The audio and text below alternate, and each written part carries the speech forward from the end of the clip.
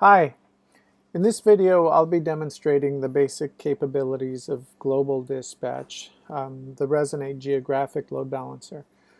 This product will load balance or direct traffic geographically, meaning that across multiple distinct data centers, be they in the same country, different country, same continent, different continent, we can create rules whereby client requests for particular URLs get directed to a particular data center, whether that data center is the one that happens to be closest to them.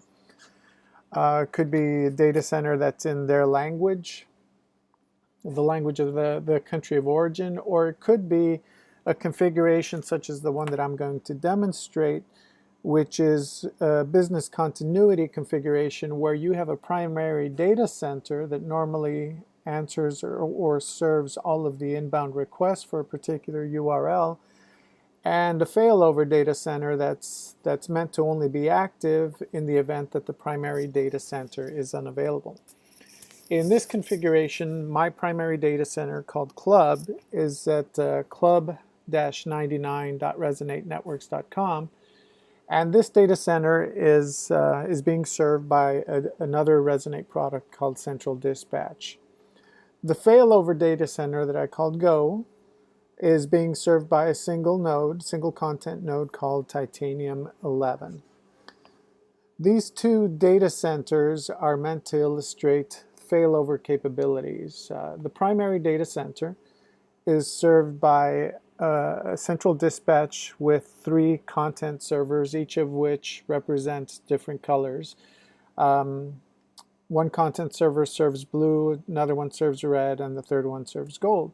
And what you'll see every time I refresh here is you'll see that the colors appear to rearrange themselves, visually demonstrating that the load balancing is in fact taking place across those three content nodes at that particular data center.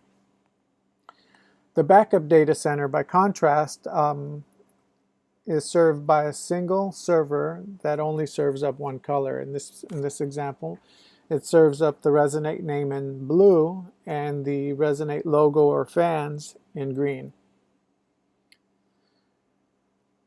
The URLs that you see up here are the URLs of the respective data centers. go-105.resonate-networks.com happens to be the failover data center. And if you try to resolve that, you will see that that address is actually an address that's distinct from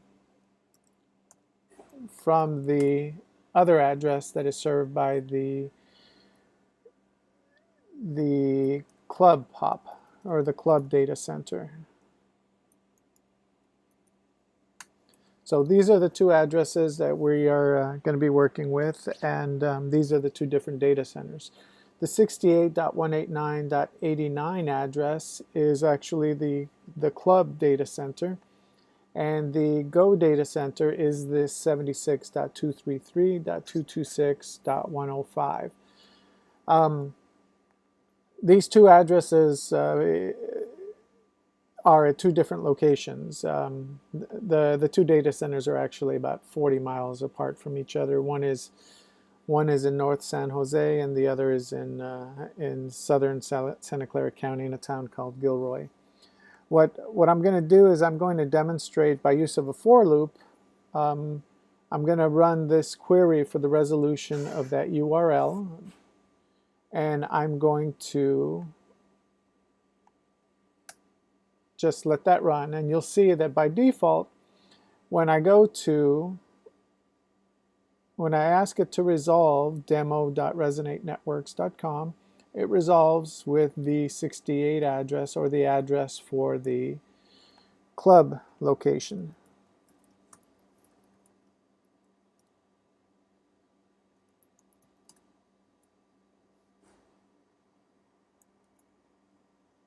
What I'll do now is I will simulate a failure at that data center. I'll log into the manager for the the cluster of web servers there, and I will shut them down.